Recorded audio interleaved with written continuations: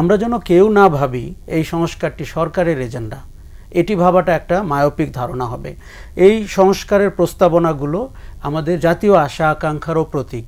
তার কারণেই গণ অভ্যুত্থানের প্রেক্ষাপটটি রচিত হয়েছে, তার কারণেই 16 বছরের নির্যাতনের ঘটনাগুলো ঘটেছে, গুম খুন সহ। এটি আমি মনে করি যে বিএনপির উচিত সংস্কার প্রক্রিয়াকে নেতৃত্ব দেওয়ার। দেখুন, আজকে পশ্চিমা বিশ্ব অথবা ইউরোপিয়ান ইউনিয়ন সংস্কারের ব্যাপারে তাদের পূর্ণ সম্মতির কথা বলছে। এর থেকে আমাদের অনেক ভাল লাগবে বাংলাদেশের রাজনৈতিক পরিমণ্ডলে সংস্কারের মৌলিক সংস্কারগুলো।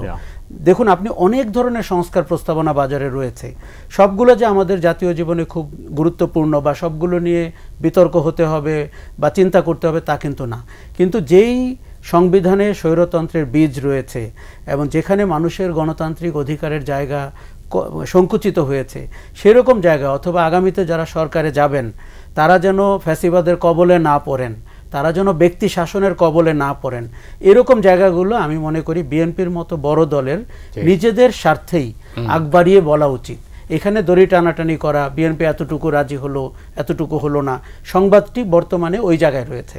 আমার ধারণা বেগম খালেদা জিয়ার প্রত্যাবর্তনের পরে বিএনপির রাজনীতিতে তো একটা নতুন সঞ্চারণ হবেই, জাতীয় রাজনীতিতেও হওয়া সম্ভব, এবং সরকার ব্যবস্থাপনা অথবা আমরা সংস্কার করে যে নির্বাচনে যেতে চাচ্ছি সেই জায়গাটিকে অনেক পরিষ্কার অবস্থানে দেখতে পেতে পারি। তো সেই জন্য আমরা আজকের ক্যাপশনটা ঠিক করেছি। আমাদের আজকের আলোচনার বিষয় হচ্ছে বাংলাদেশের রাজনীতিতে বেগম খালেদা জিয়া। তো আপনি কীভাবে দেখলেন পুরো জিনিসটা? তো আপনি জানেন কীভাবে, এই প্রেক্ষাপটটাও আপনি জানেন। এই মুহূর্তে বিএনপি এবং খালেদা জিয়া আগামী দিনের রাজনীতি, আমরা আসলে মানে বিএনপি কোথায় দাঁড়িয়ে আছে? আজকের দিনটি এমনিতেই মানে উজ্জ্বল একটি দিন হয়ে থাকবে, কেননা আপনি জানেন 4 মাস পরে উনি বিদেশ থেকে ফেরত আসলেন।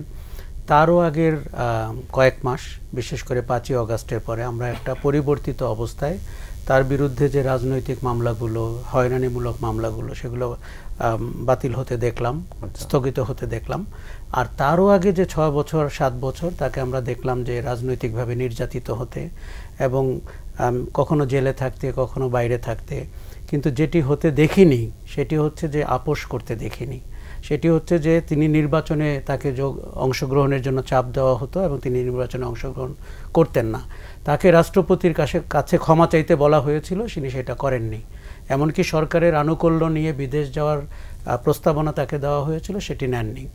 আমরা যখন 90-এর দশকে আপোষের নেত্রী খালেদা জিয়ার উত্থান দেখতে পেলাম, যিনি গৃহবধূ থেকে রাজনৈতিক নেতৃত্বের পর্যায়ে এলেন এবং বিএনপির মতো একটি দলকে নেতৃত্ব দেওয়া শুরু করলেন।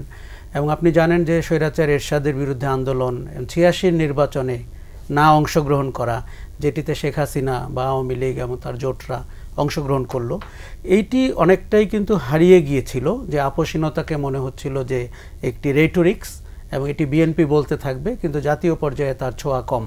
কিন্তু গত 16 বছরে আমরা বিএনপিকে এককাট্টা হয়ে থাকতে দেখলাম এবং গণতন্ত্রের পক্ষে থাকতে দেখলাম, ভুয়া নির্বাচনের বিরুদ্ধে থাকতে দেখলাম।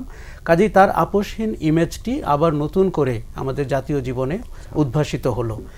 আমরা যেই সময় তাকে এবার দেশে ফিরতে দেখলাম, এবং দেখুন অনেকেই বলছিলেন যে উনি শারীরিক অসুস্থতার কারণে কিংবা রাজনৈতিক অনিশ্চয়তার কারণে হয়তো দেশে ফিরতে দেরি করতে পারেন, কিন্তু আমরা দেখলাম যে তার চিকিৎসা একটা পর্যায়ে যাওয়ার পরে উনি ফিরে আসার সিদ্ধান্ত নিলেন। এই মুহূর্তে বাংলাদেশের রাজনীতি কিন্তু অন্য ধরনের একটি অনিশ্চয়তার ভেতরে রয়েছে।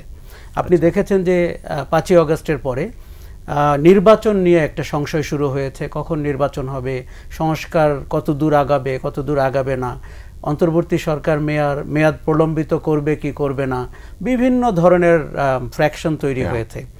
এবং কি বিএনপিকে, যাদেরকে আমরা মনে করি যে যে কোনো সময় নির্বাচন হলে, এমনকি 16 বছরে আমি একই কথা বলতাম, একটি জনপ্রিয় দল, তার রাজনীতি নিয়ে আপনি প্রশ্নই করতে পারেন, তার জনপ্রিয়তা নিয়ে প্রশ্ন করার সুযোগ কম। সেই জায়গায় বিএনপিকে এখন নির্বাচনে অংশগ্রহণ করতে হলে অনেক কাঠখড় পোড়াতে হচ্ছে, দাবির জন্য চাপ দিতে হচ্ছে। এরকম জায়গায় আমার ধারণা বেগম খালেদা জিয়া বিএনপি চেয়ারপারসন তো বটেই, কিন্তু এই মুহূর্তে জাতীয় রাজনৈতিক সংকটের একটি অন্যতম চরিত্র হিসাবে আবির্ভূত হতে পারেন।